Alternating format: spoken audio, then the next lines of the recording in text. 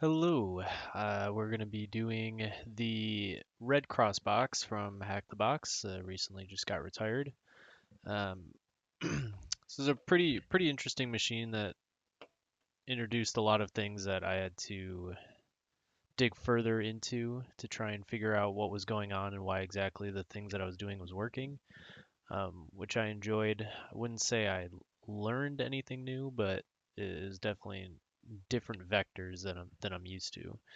Um, So let us get right into it. I'm going to switch over to my terminal here. So we'll make a directory called nmap and we will start out with our initial scans. Going to do nmap minus sv for enumerate versions minus sc to run default scripts. OA output in all formats, and in the directory nmap I'll call this initial, and then the IP of the box, which is 10.10.10.113. I'm actually going to cancel this because I know that um, we have to add another parameter here. I think it's dash dash timeout. There's a script that runs. Yeah, it might be timeout script. Let's do 30 seconds. Okay, let's search for timeout. There's a script that'll run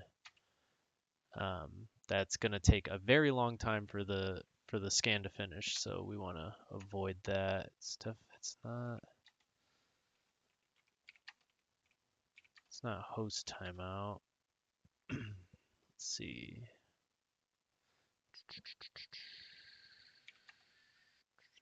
Okay, dash script timeout. Okay,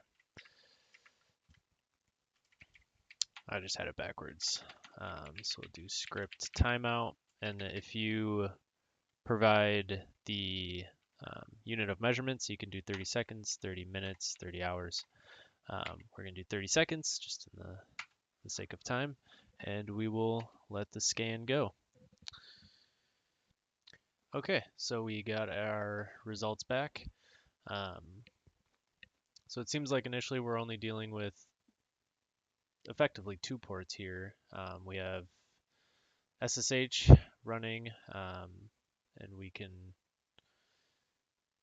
derive from here that this is going to be running a Debian distro. And again down here um, that we have Apache 2425. Looks like it's running through SSL. And it actually displays here in the script results that it is using virtual host routing. So we can go ahead and add not only redcross.htb, but intra.redcross.htb and get that subdomain in there. So let's do that right now. etc hosts. Go down here, 10.10.10.113. So I'll do redcross.htb and intra.redcross.htb just to be safe.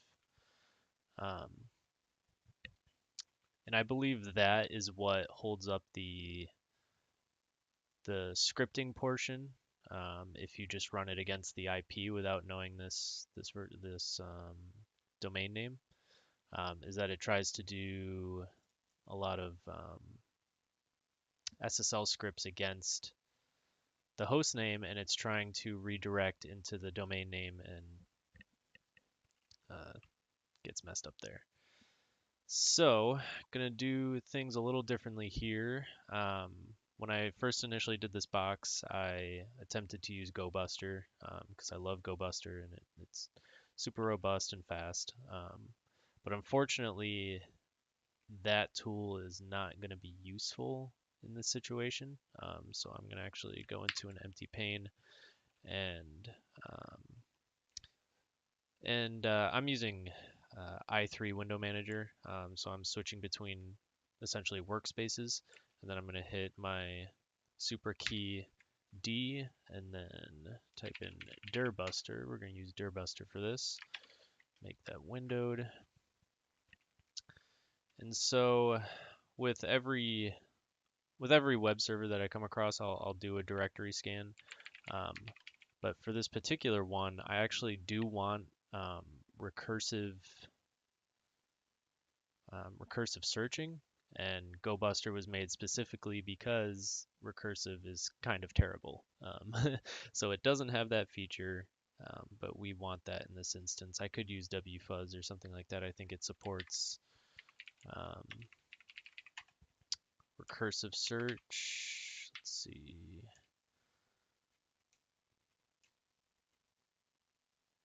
Actually, I might not. Grep recursive. No, maybe not. So even better, we're gonna use use dirbuster. We'll do it against the subdomain of intra.redcross.htb, and I'm doing it on the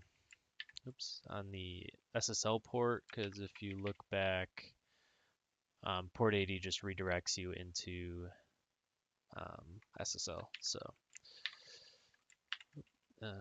we're gonna do that. Let's do 20 threads. We'll do user share word list. Tried to tab complete there. Word lists, dirbuster, and we'll do the medium one just as normal. Um, but a few things that we're going to change is that we are going to be recursive, and we will look for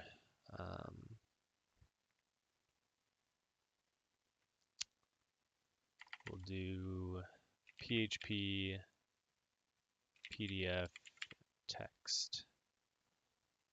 Let's bump this up to 30 threads just because of that. So we're going to look for these file extensions as well using this list.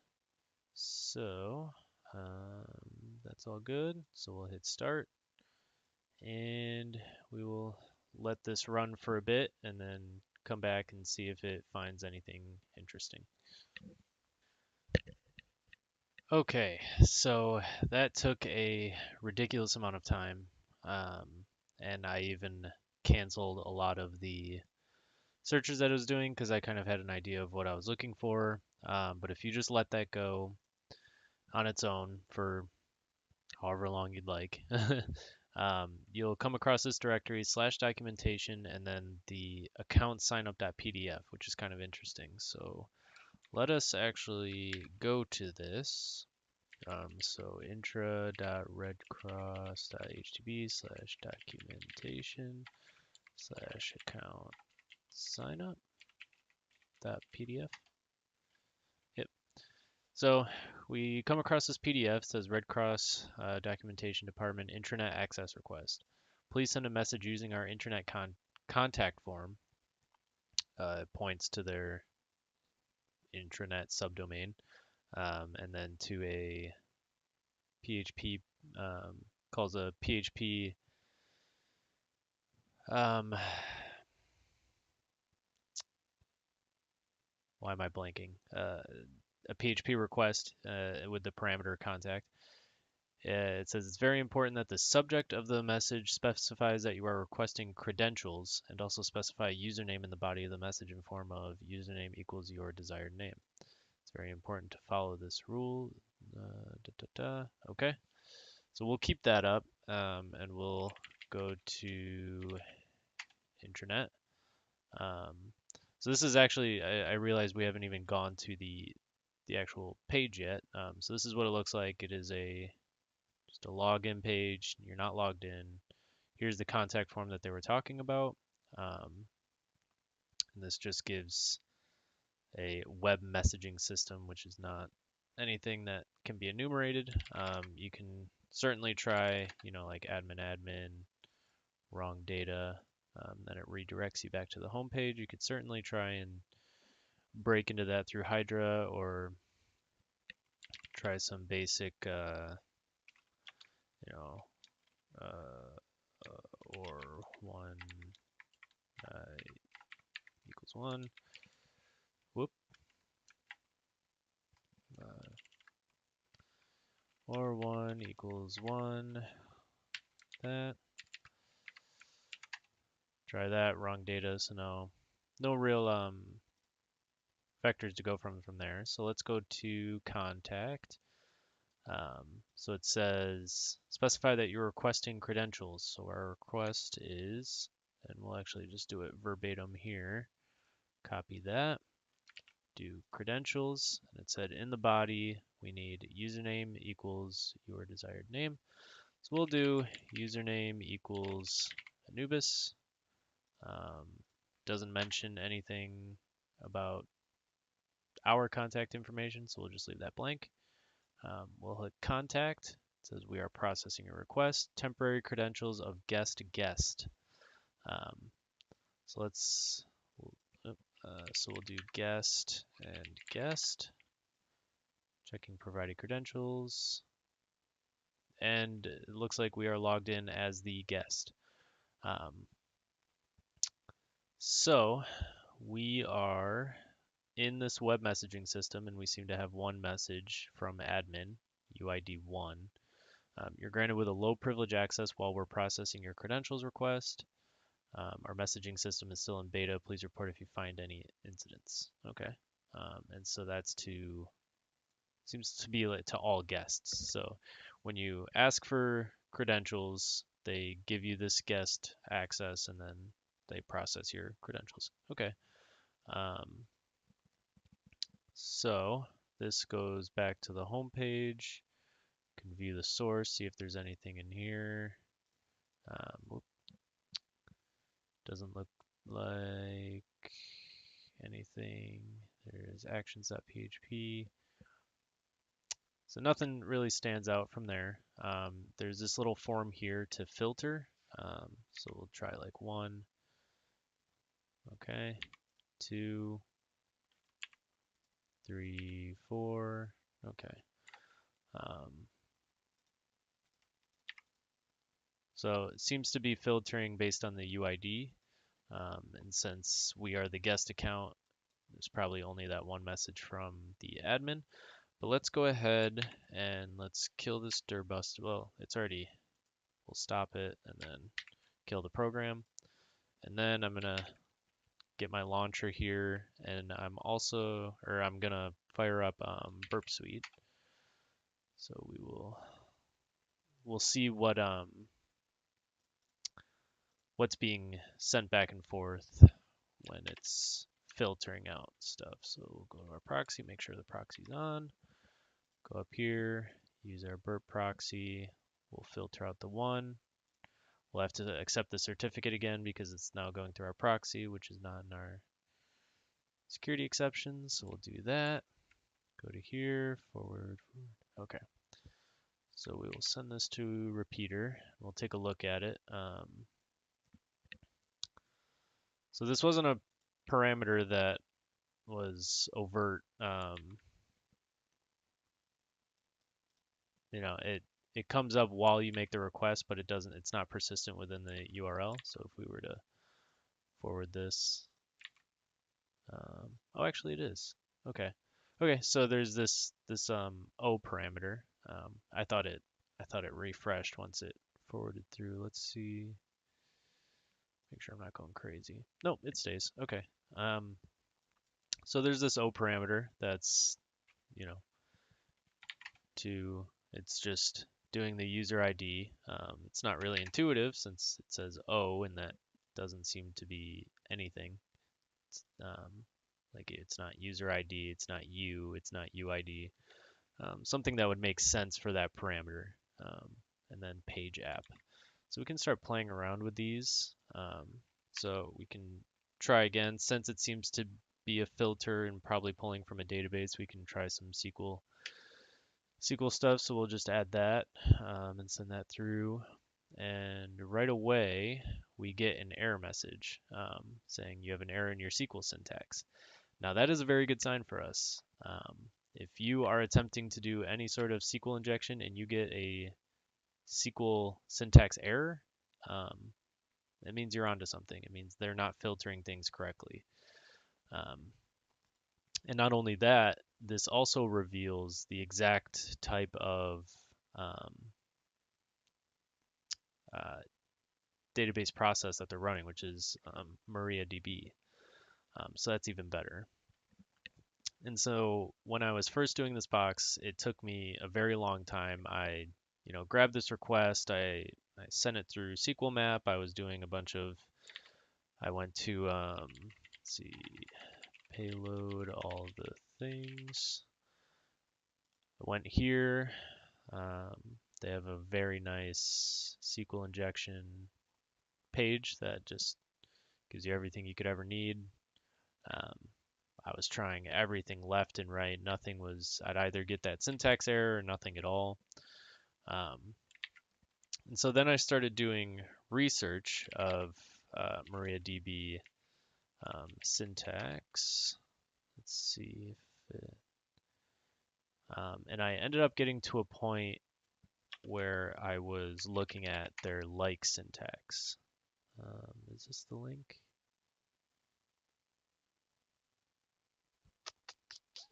Yes. It's similar to what I was looking at. So I was looking at this, and when you're using like in terms of a database, you're searching for strings that are similar to what you're searching. So it's pretty self-explanatory. Test whether expression matches the pattern.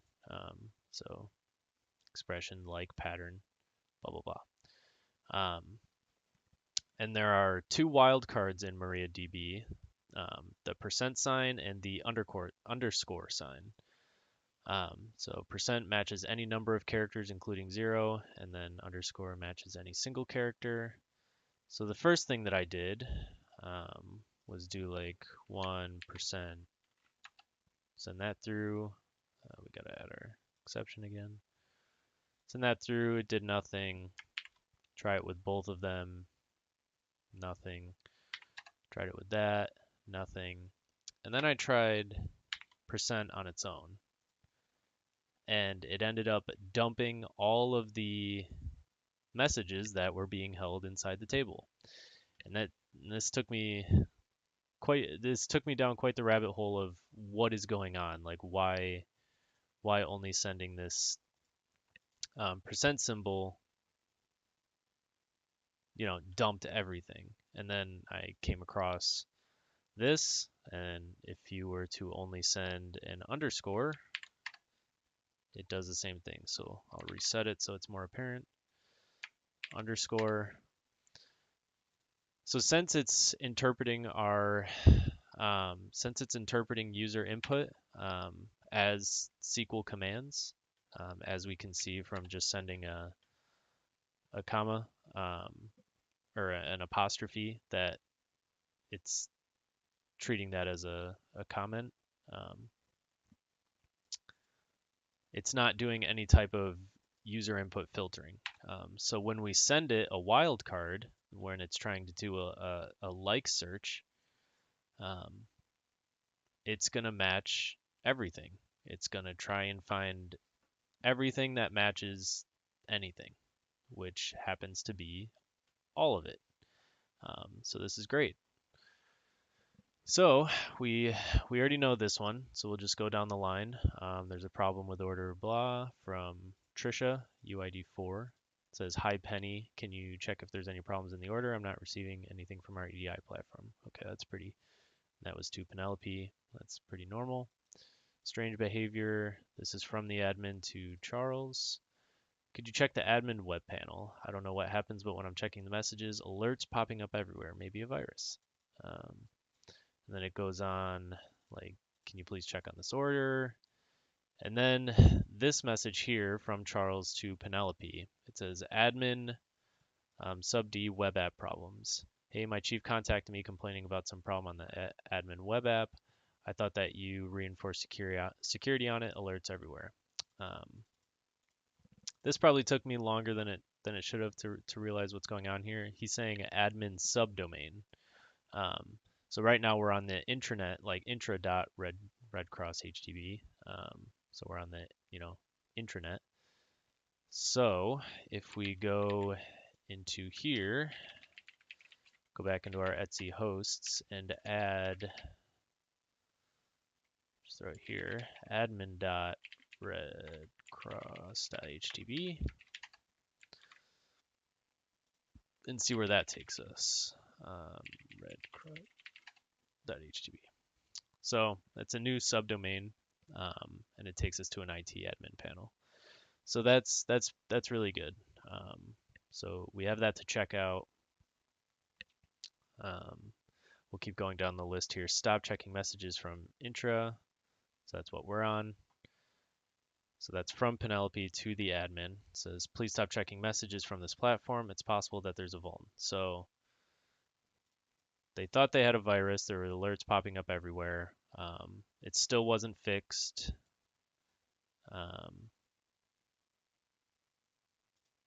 Where is it?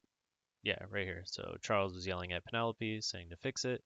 Penelope said, yeah, it's strange. I thought I'd fixed the filtering. She clearly didn't. And Penelope and the admin are telling people, don't look through intranet because there's clearly an issue with the user ID and not everything is secret. So we'll close this. We'll close this. So now we're on here. So we can try those temporary authentications on here. It says not enough privileges and kind of cycles back. So what we are going to do now is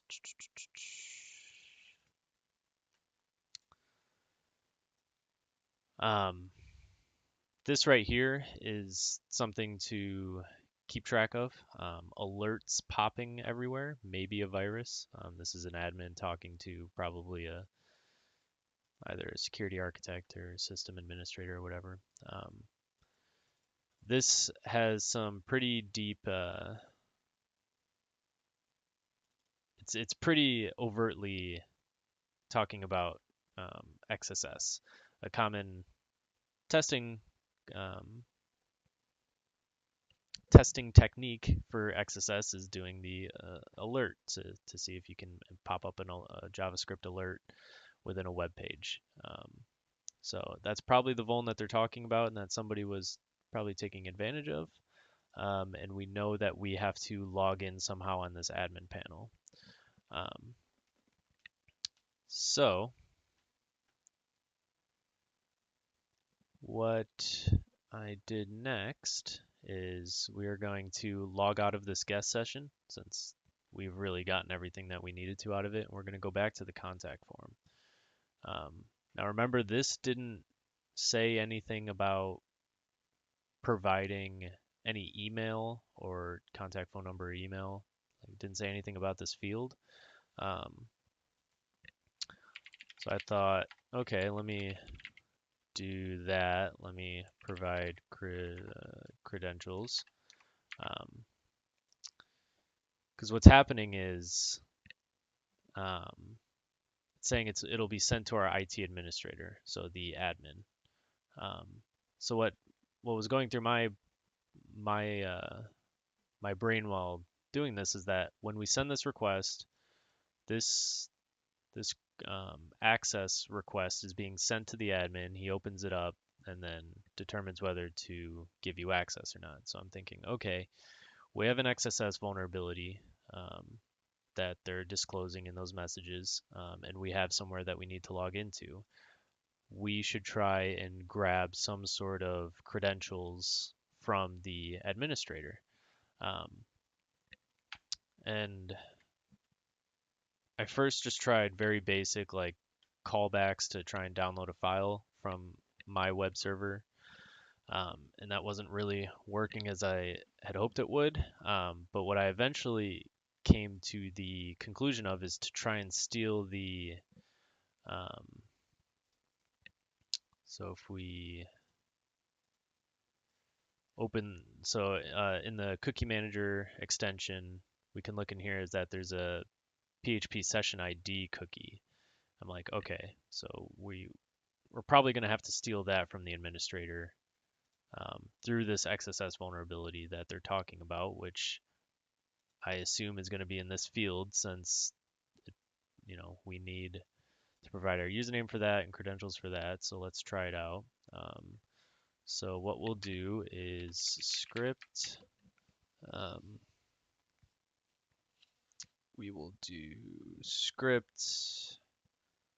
Let me think how to do this. We'll do new image dot source equals, and then our IP. I have config ton 0. I don't do a lot of web app stuff, so this is coming from a deep place in my brain.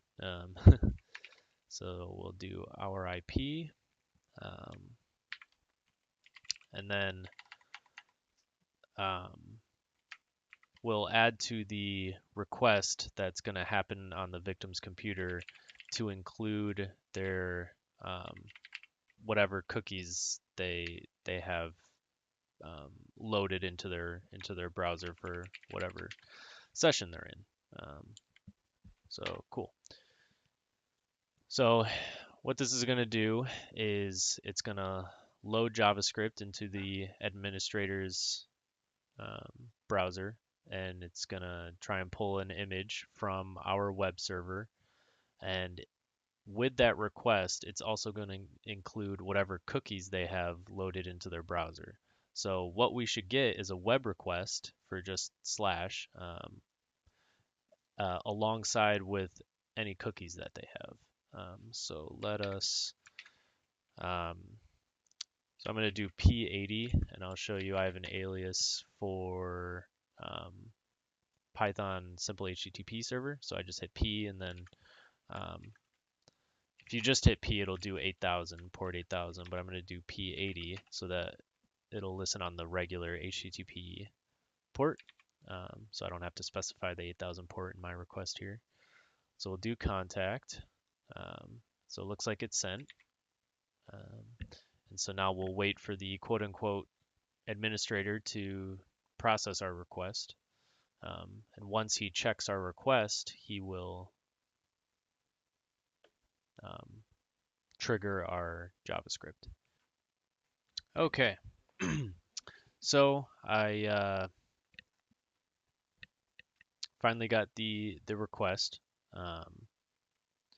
One other issue that I changed during that break there is I didn't use the Anubis user again, and I have a feeling that because that user already existed, that the cron that's running to do this or whatever didn't actually make the request, if that makes any sense. But in any case, we got the request, and then it also included their cookies. So we got the PHP session ID, so we will just copy this.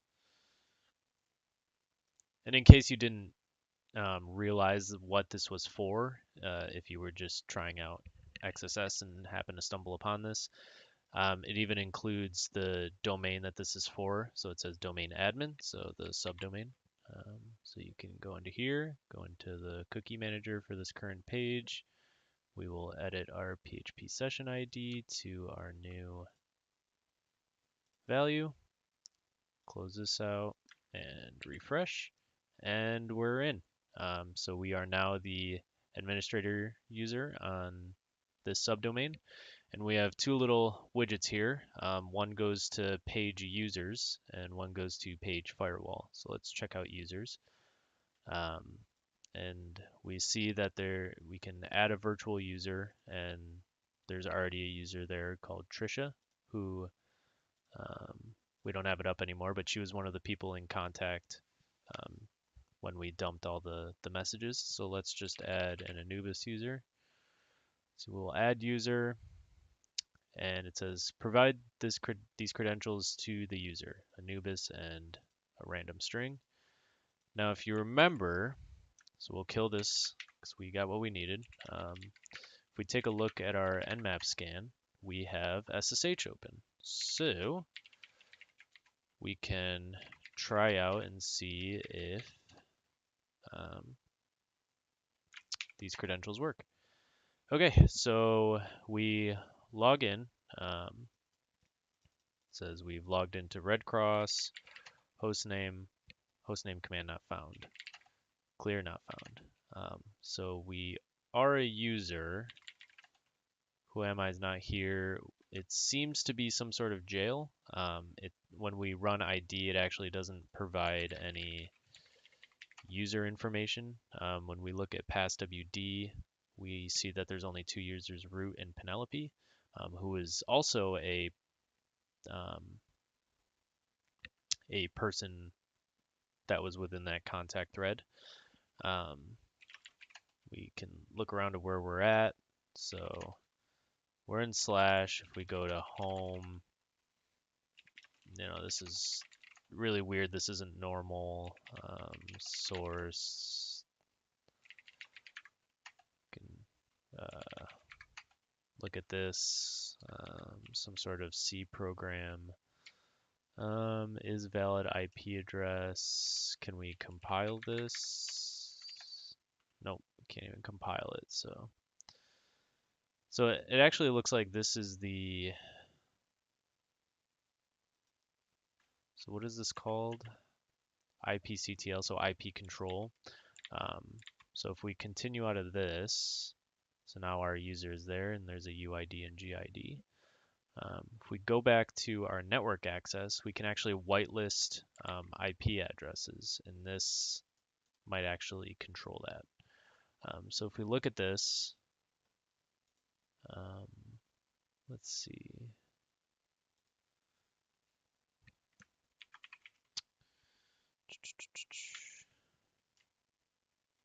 Wonder if this will. Yep. So if you run through this, I actually didn't even do any binary analysis on this to see. I see that it's giving some buff sizes and stuff like that. I doubt there's any vulnerability with this. A, we can't compile it. B, we can try and fuzz it through the web application, but that would be a nightmare. So probably really nothing in that. The biggest thing to pull away from this is that it seems to be running IP tables, and that's really important for these next steps. Is that it is running a binary on the box. So when you whitelist an IP, it seems to actually pull the IP tables binary and start creating some rule sets for whatever IPs that you give it. So let's just go ahead and provide our IP. So we will allow IP. It quickly set it. We can even check in here. It said like all checks passed, creating rule or something. Let's see. Might not have it on here. That's fine.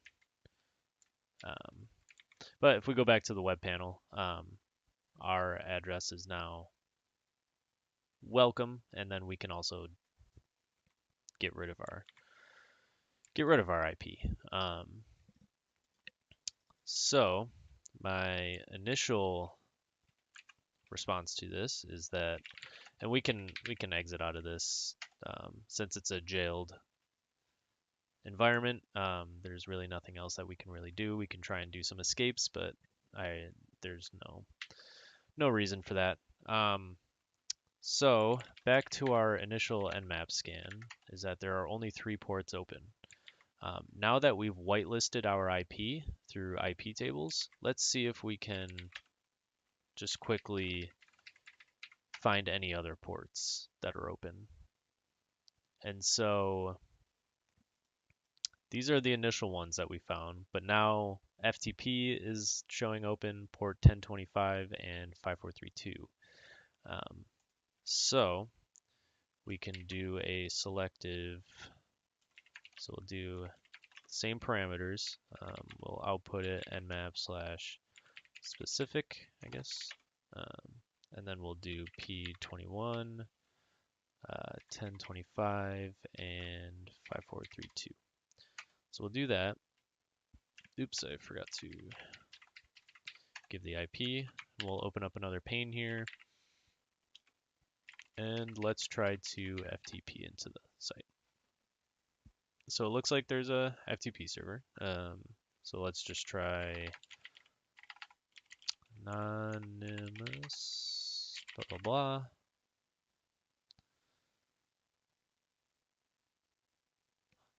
Login incorrect. Okay, so there's no, doesn't seem to be anonymous login. We'll see what Nmap comes up with.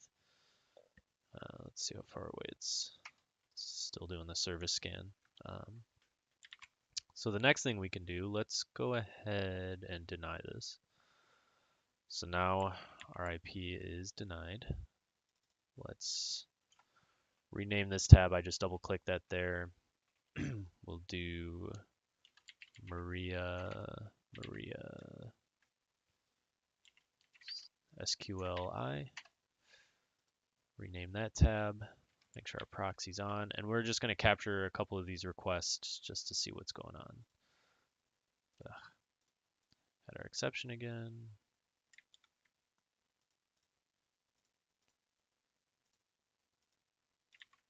Okay, so we'll do network access forward. Let's throw our IP back in there.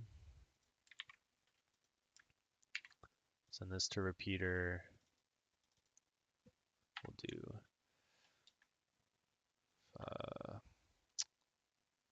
let's do firewall allow.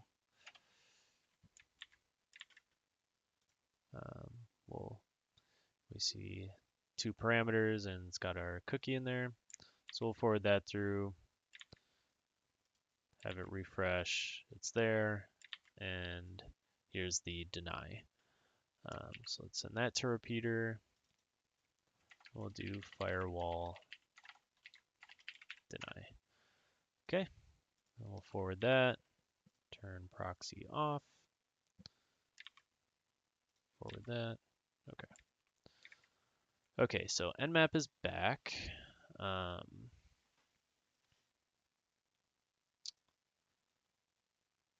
So it couldn't really determine the exact version of VSFTP.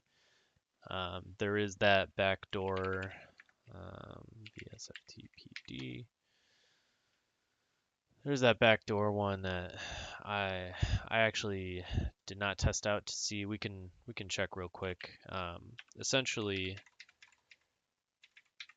the 2.3.4. Actually, it's only for that version. I'm sorry. The 2.3.4 version of Very Safe FTP was shipped with a backdoor, but this obviously isn't that. And then the denial of service, don't want that, and then that's authenticated. So no real vector there until we get credentials. Nmap couldn't figure out what 1025 is, so we'll keep that in mind. And then it looks like we got PostgreSQL. Did some fingerprinting, and yep. So that's all we got. But that is good. Let's go back to our burp and let's check out firewall allow. So if you remember back to that, I made a note that when we are running this firewall application or this firewall, widget, it's running IP tables on the box. So first thing to try is command injection. So it's running IP tables, effectively putting in this IP address in the command line. And so we'll break it with a semicolon to say, okay, after that, execute ID. So let's try that. We'll hit go. It says invalid IP address format. Okay. We can try, I highlighted it and then hit Control U to URL encode it. Maybe it didn't like the way that it had that, but still no dice. It's probably less likely that there's command injection in the action parameter because it wouldn't be feeding that directly into IP tables like the IP address would. So now let's try the same thing with deny because it's probably running the same thing. So we'll break it with a semicolon, hit ID, and we have code execution. So that's great. That is really good. Dub data. Um, what were we looking at? Okay, so what we want to do next is get a reverse shell. So first, let's set up a listener before I forget, and we'll do it on port 4443. Do that, make it seem less suspicious, and I'm going to go to pen test monkey. He has a nice, or they have a nice reverse shell cheat sheet. And I normally like to use this bash reverse shell. It's lightweight. It works 9 times out of 10. Um, but this box has been nothing but unique. And I can tell you right now that I couldn't get this particular shell to work. The one that I did get to work is this Python one. So we will grab that, go back to repeater, and instead of ID, we'll pop in our shell. We will give it 10, 10, 14, 15, right? Yep, and then 4443. Okay. And then just for safe measures, we will highlight the whole thing and hit Control U and just URL encode it. We will hit go. It is hanging, so that's a good sign. And we have a shell. So the next thing I'm going to do is upgrade our shell. So I'll do python-c import p2y.spawn, and then have it spawn a bash shell. So now we have that. Then we'll do one more little trick. I'm going to hit Control Z, which in any Linux distribution will background a process. So I'm going to hit Control Z, so that is background. And then I'm going to do stty raw minus echo, and the terminal is going to get kind of weird. You won't see any typing, but I'm typing FG for foreground. I'm going to hit enter twice. So FG foreground just brings that backgrounded process up into our focus. So now we have a full shell, and I can tab autocomplete. I can hit Control C without my shell dying, stuff like that. And we'll export term equal to xterm. So now I can clear my screen with Control L, or just typing clear will clear my screen. So we are dub data, and we are in the web directory. So first let's go into the home directory and see what we got here. So we got Penelope, and we're just going through here to see if we can grab this flag. So user.text is the first flag. Permission denied though. It is owned by root and also Penelope. Let's see, passwd.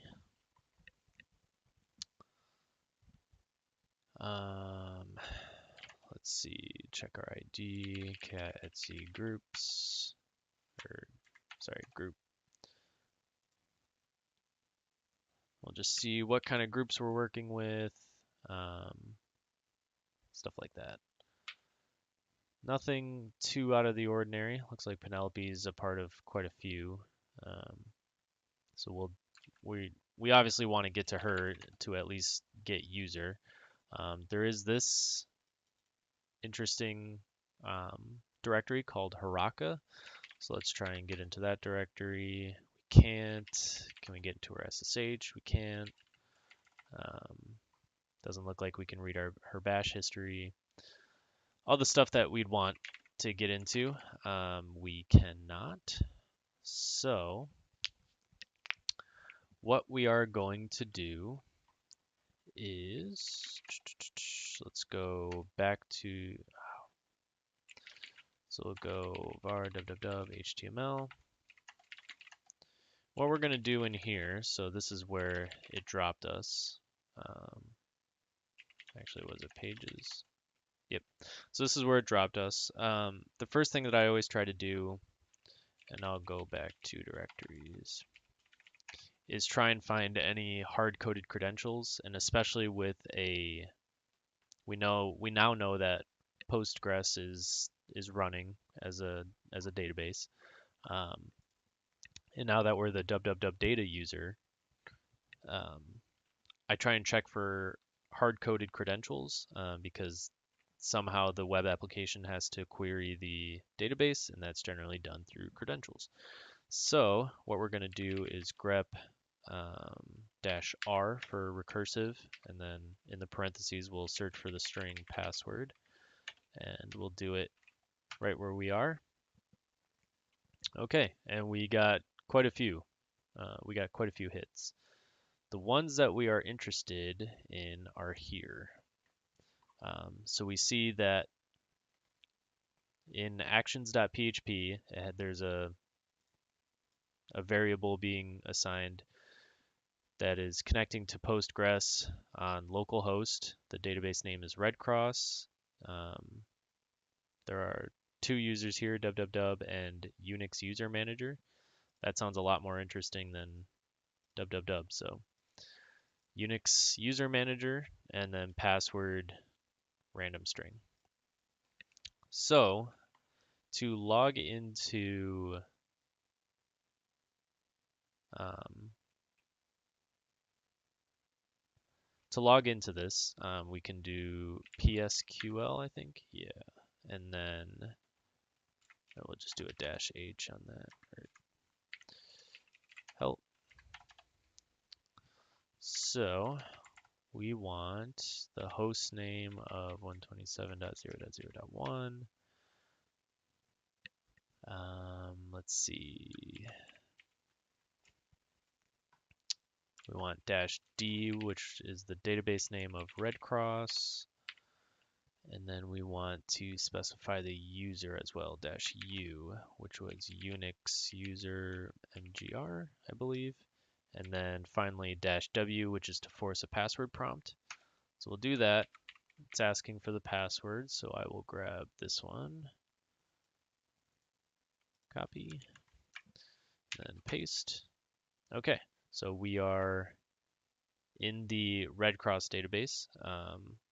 We can type help to see how to do stuff. We can do /dt. Looks like there's only IP grants.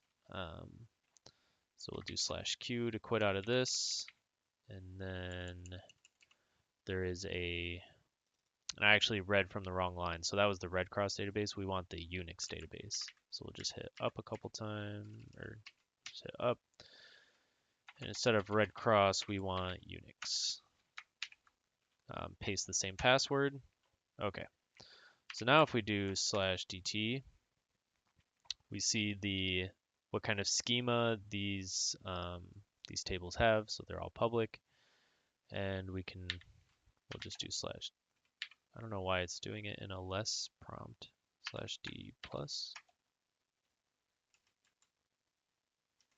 Huh. I don't know why it's doing that. But in any case, we can. So what we're gonna look at first is this passwd table. Could probably go down the line, but passwd is probably what we'd want to look at first. So we can do select, if I can type, all from passwd table. And so we see here the user that we added, Anubis, and then Trisha, along with their passwd Unix hash. So when you add a user into any sort of Unix distribution, this is what their hash looks like in Etsy Shadow.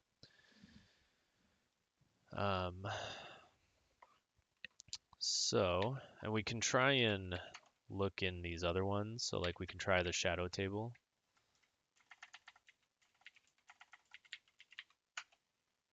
Permission denied. there was like group ID, I think. Permission denied. What else? Group table. Permission denied. And user groups. And permission denied. So really the only one we have access to is this passwd, which is fine.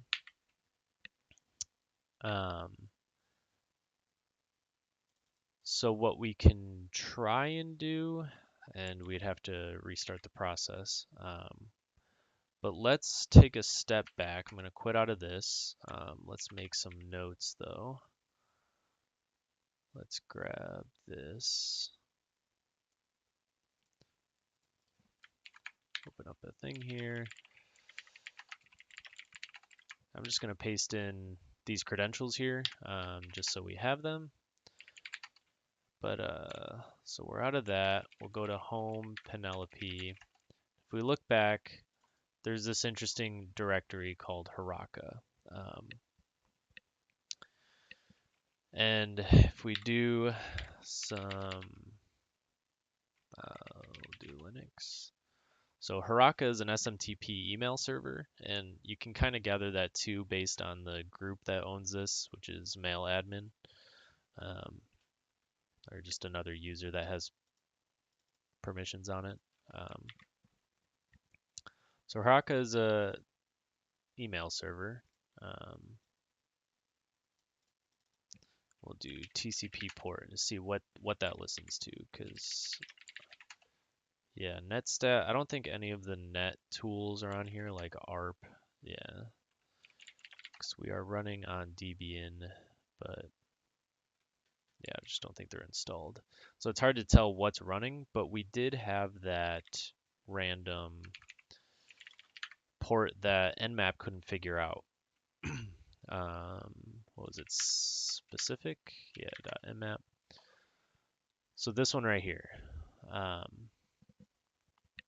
And so we know that Haraka is an SMTP client, an SMTP server, which SMTP normally listens on port 25. So it's not a stretch to think that an administrator would do 1025. So similar to HTTP, instead of running on port 80, a lot of times it'll run on port 8080, something like that. So let's do a search exploit on Haraka, and there is one hit back saying that there's remote command execution. So let's take a look at this. Search exploit-x. So this is to be considered. Okay. Haraka comes with a plugin for processing attachments. It can be vulnerable to command injection. Okay. So install Node.js. So this is setting up the environment, Haraka-I.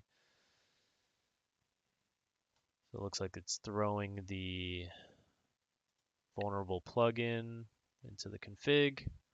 Launch Haraka as root. Okay. So now they run their exploit. Okay. Now Control C Haraka on the server.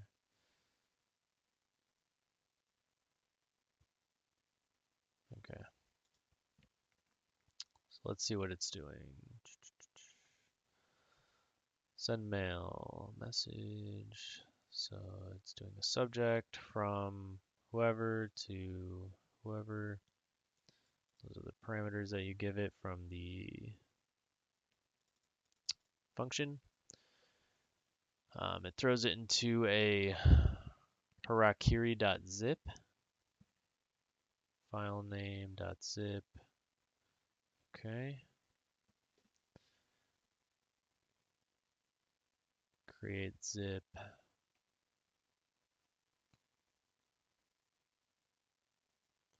So then it sends arguments, the command.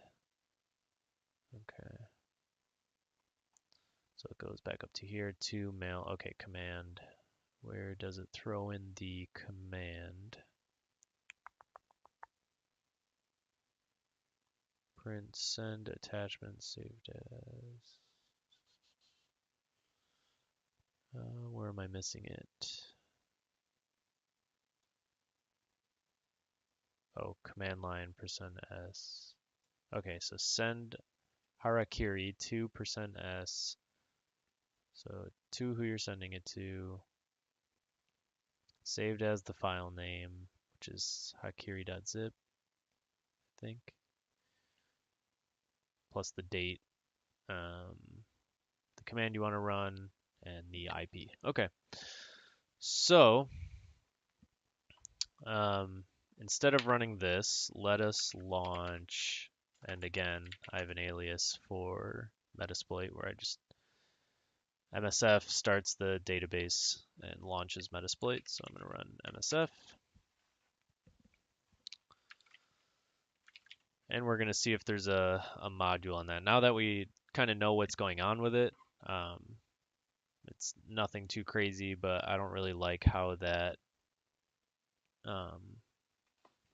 script was documented or written. So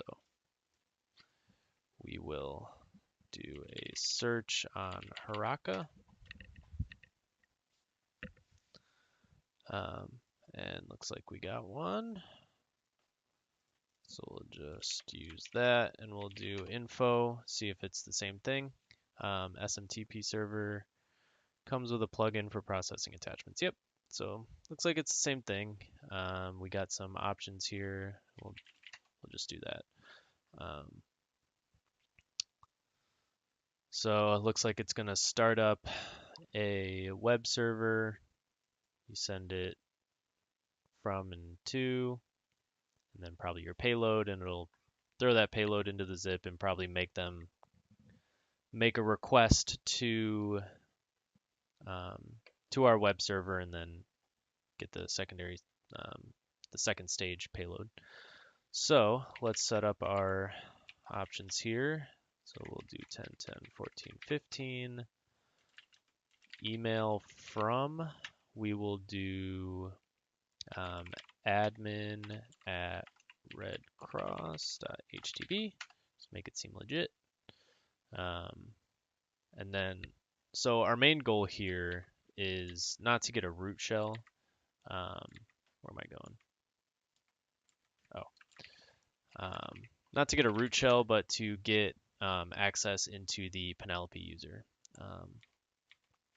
Since this is in her home directory, I assume it's running through her.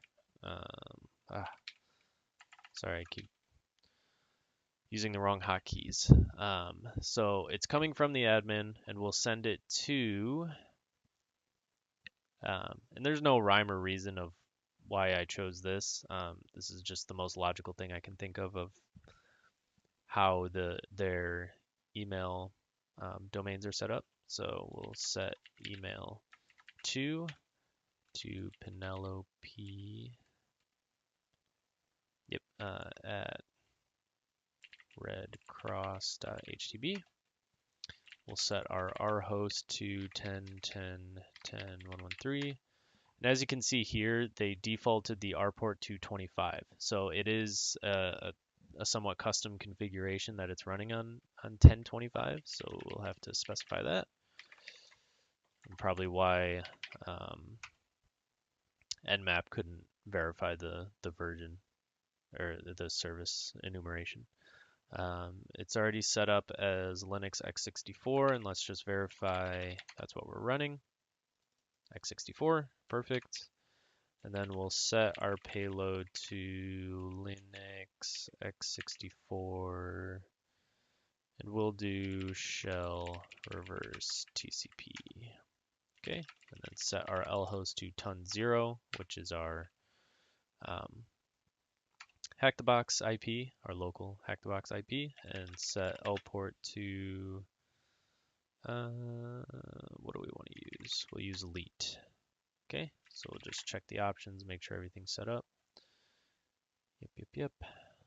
Okay, so, and the last thing I'm going to check is to, So we'll refresh this. That's fine because we're not going through burp anymore. Where are we? No.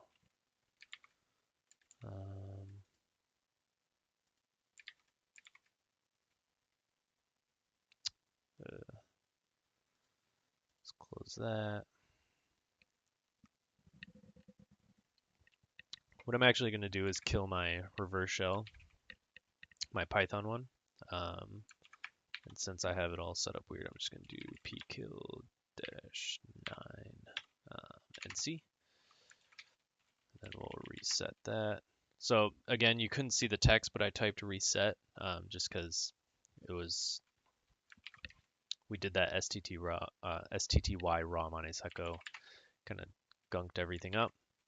So if we go back, ooh, I hit something there. Let's just close out and try it again.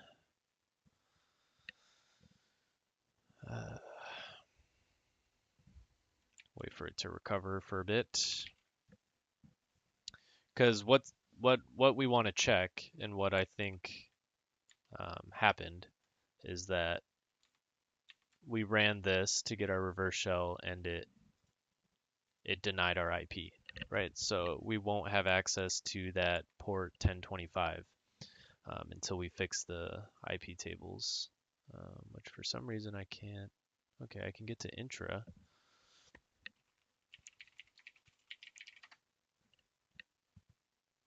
Seems like we may have broke this, so let's we won't close that. Let's see if we can get this to respond.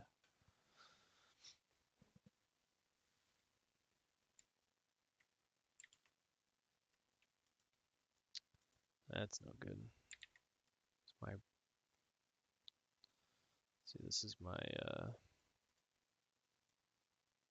well, my VPN should still be good because we can get to this. We can log in, guest.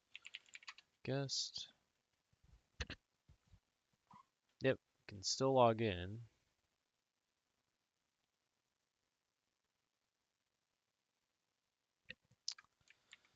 Oh boy. Let's see.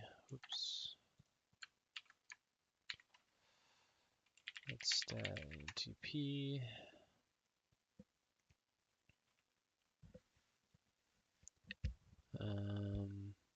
Yeah, no, we totally killed that reverse shell, so that can't be it.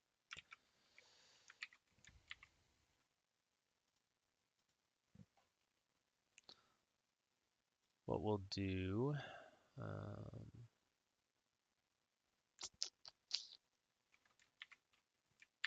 this respond at all? Nope.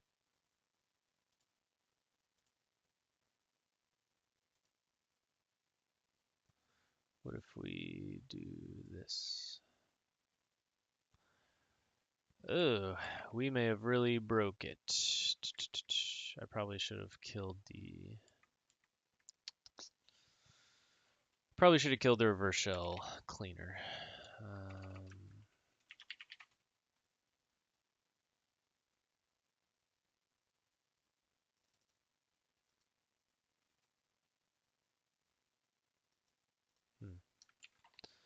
Okay. Admin. I may have to reset the box. So let me try that. Well, first let's see. There's an easy way to check if we're allowed to talk to that. Nope. Cool. So,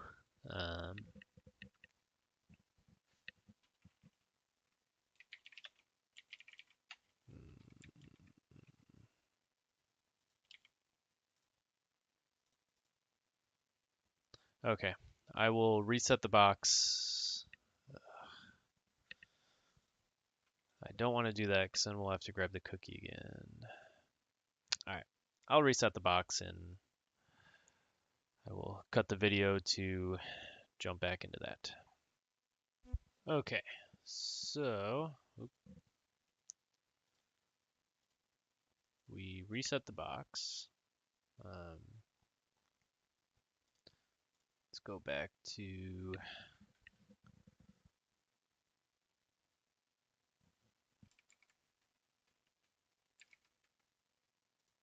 the main page 2 minutes ago. Okay.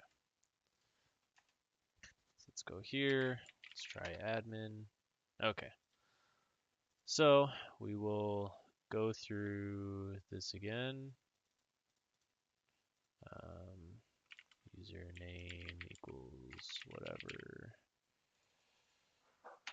Let's see. I think this is the one. Nope. So we gotta add the HTTP. P80.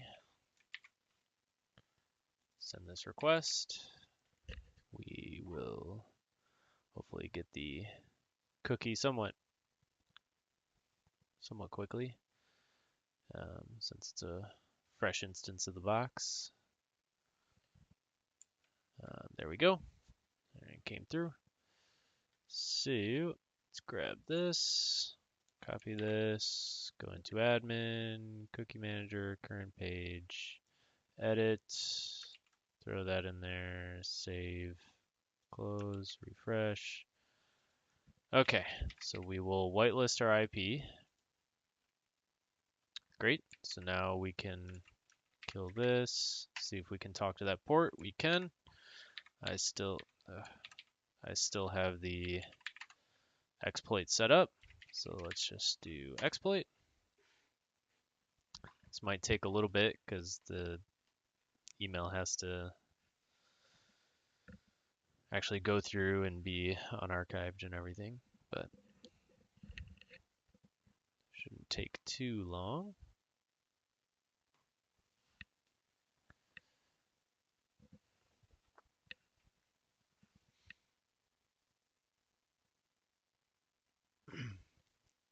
So you can see what this was doing. It set up the listener.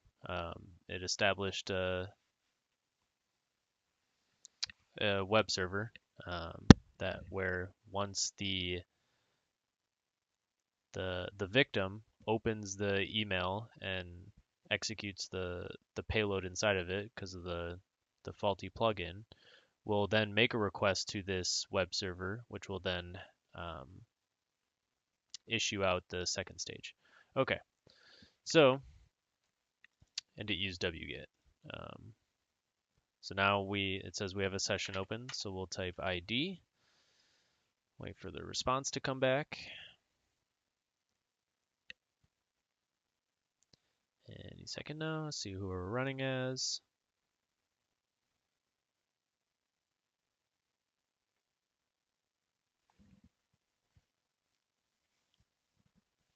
Okay, so it triggered the bug.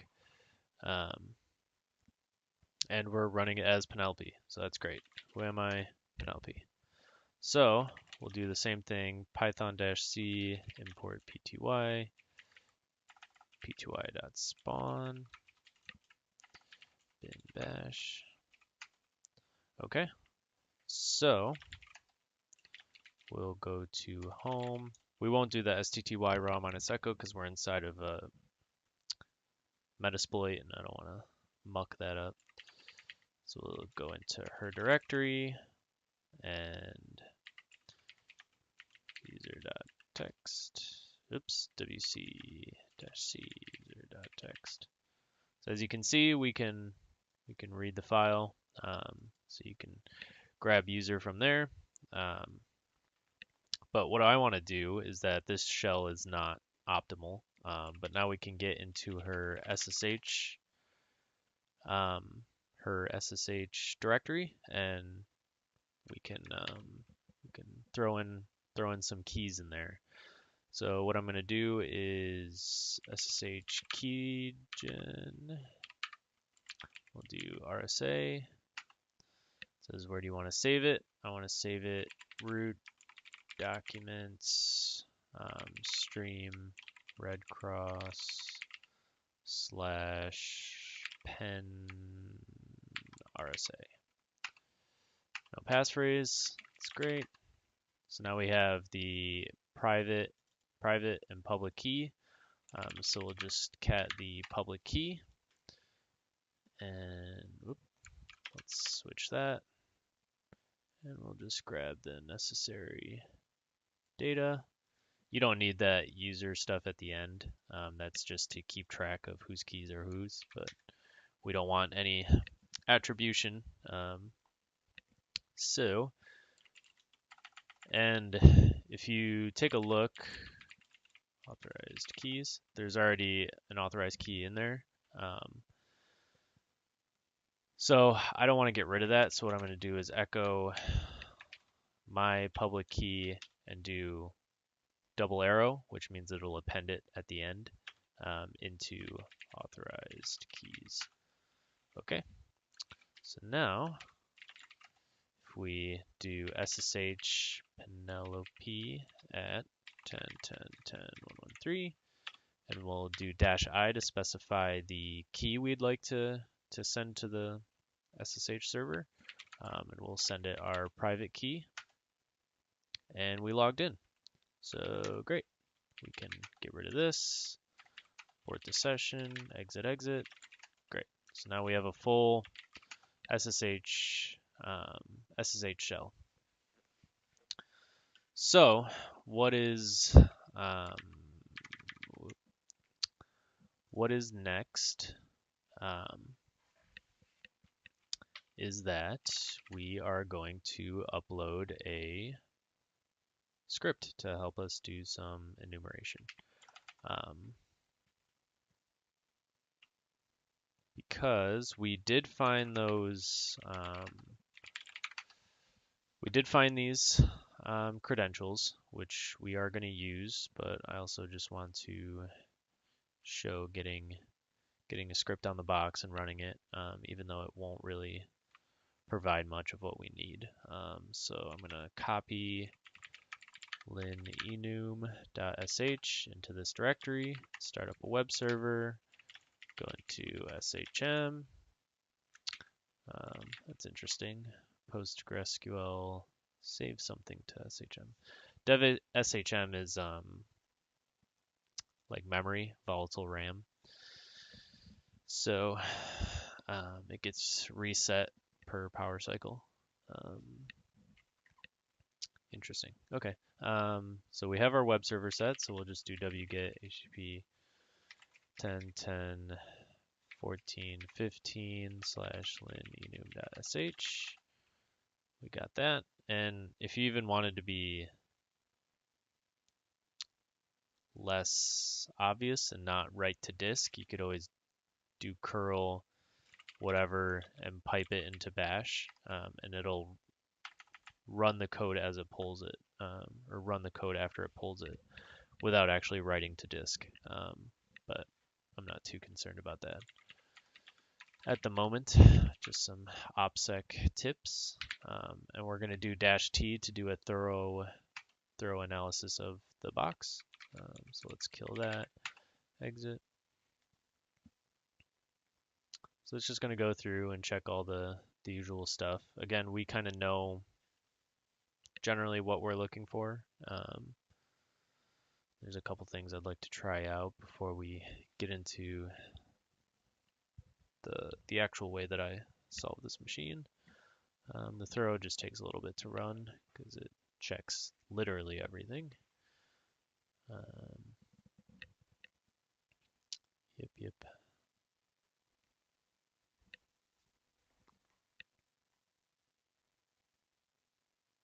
Okay.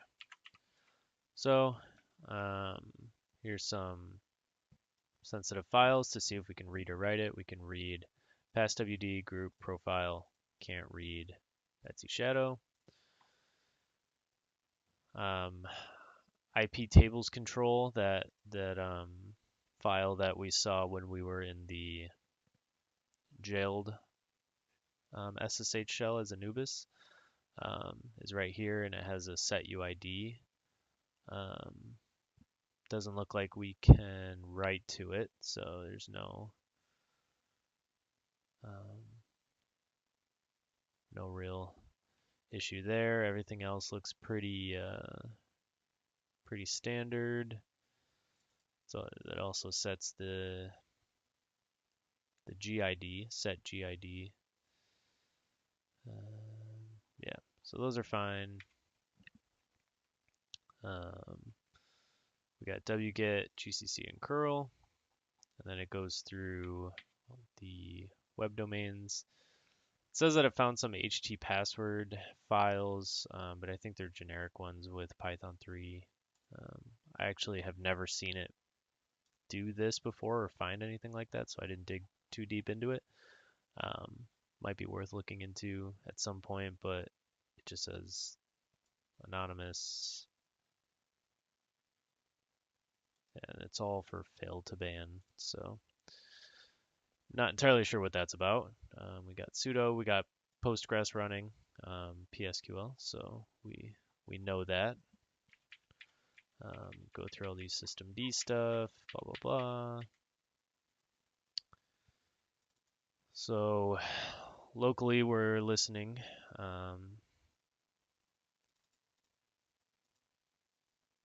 For MySQL, looks like it's already connected. Okay, it's DNS stuff. Here's our networking, systemd timers, cron tabs. There's no crons running that we can see, so these all look fine. Some different shells that we could spawn into if we needed to. Shows our environment variables.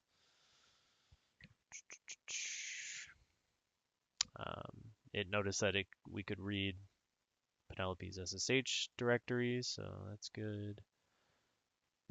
The world readable files, the Haraka configurations, and then everything in her directory.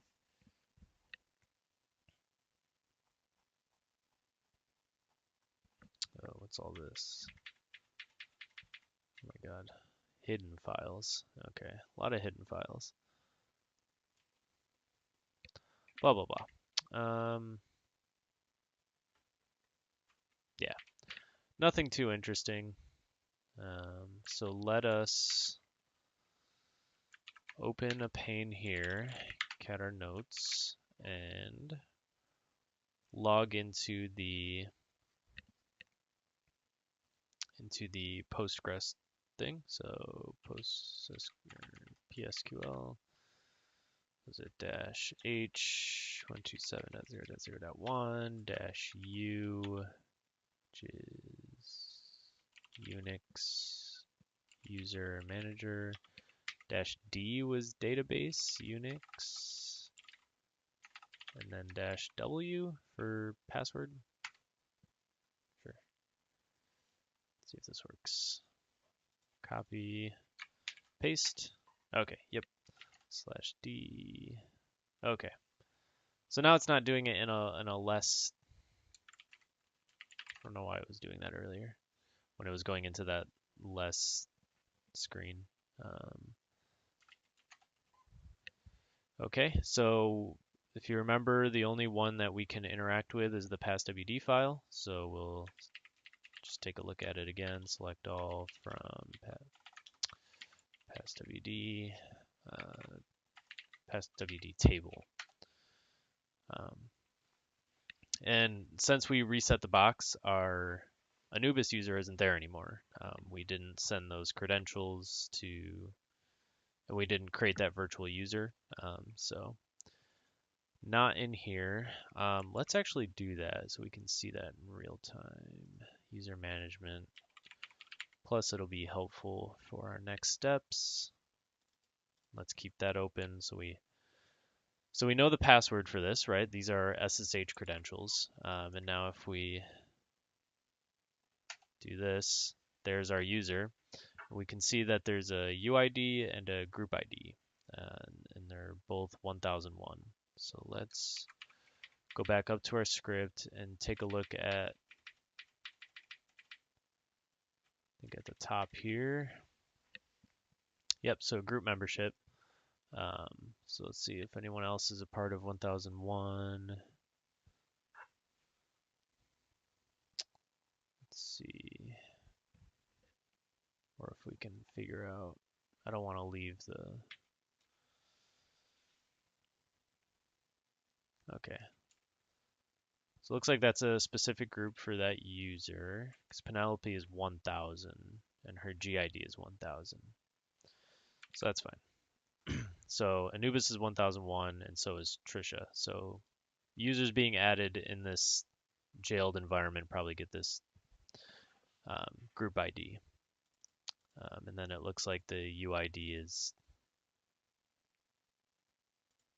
not really sure how it's determined since it seems to be going every 2, unless it, I'm not sure.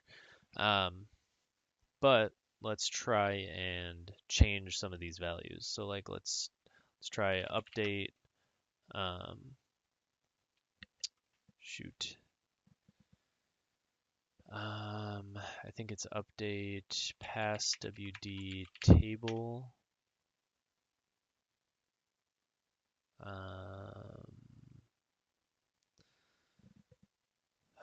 Set. Yeah, let's see if this works. Set GID. Okay, so let's. I guess I will quit out of this anyway. Actually, no. So let's try and set the UID for Anubis to 0, which would be root.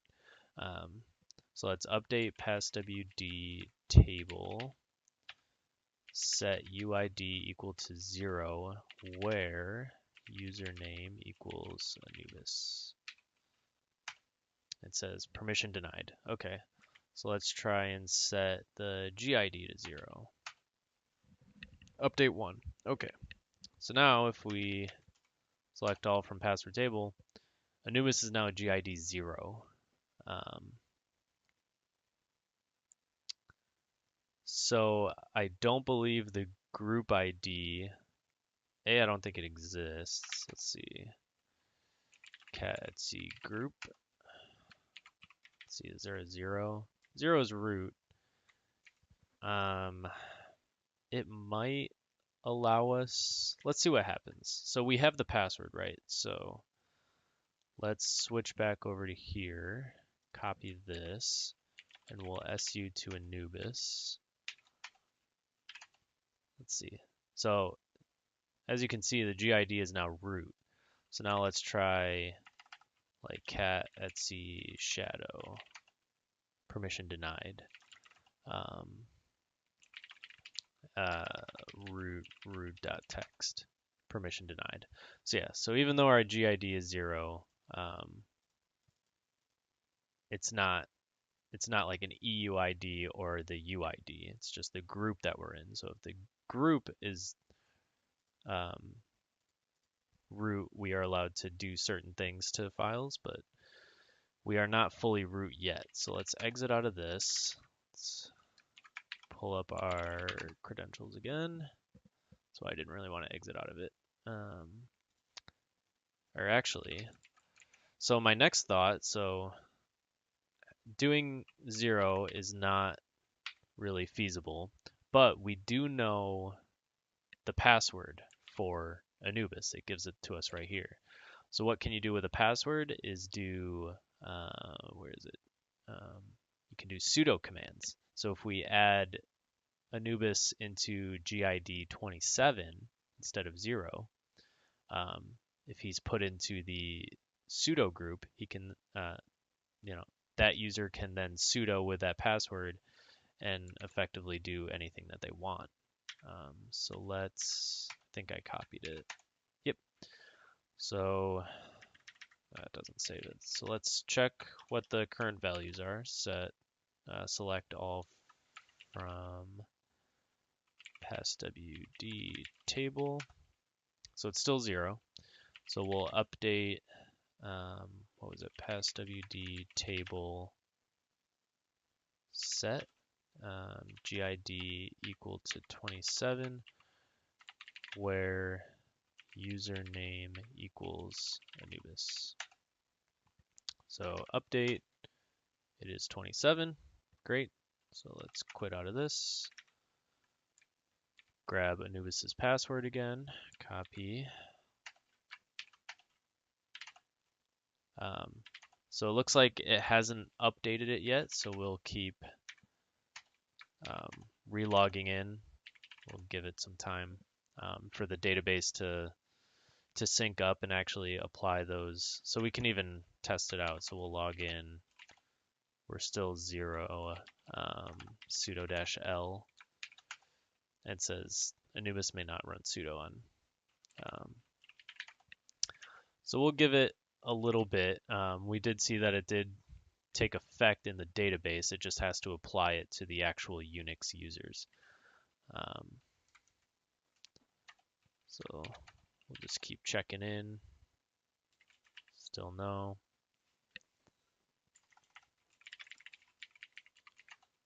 Let's see. So it's interesting. So those users don't get added to the actual passwd. I wonder where that's being managed.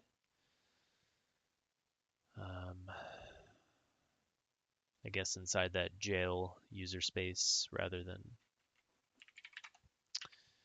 in the actual user space. Still root. Give it some more time. Okay, so it still hasn't taken effect, and I've waited too long. So let's try going back into the database here. Let's copy this.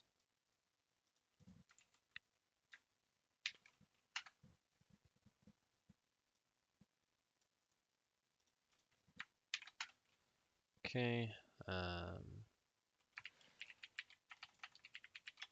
Select all from passwd table. So it's saying that it's still there. I'm going to run the update again. Update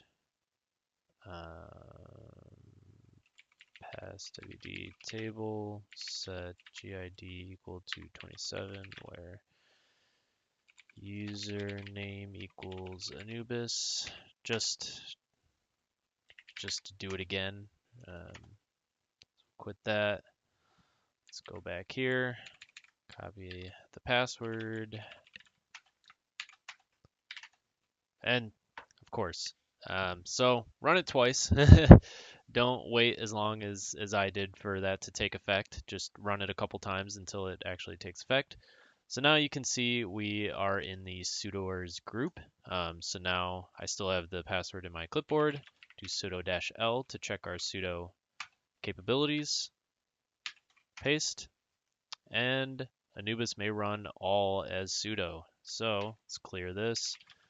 We'll do sudo su dash, and what that'll do is just spawn us into a root shell. So now you can see we are now root. So we'll cd into home.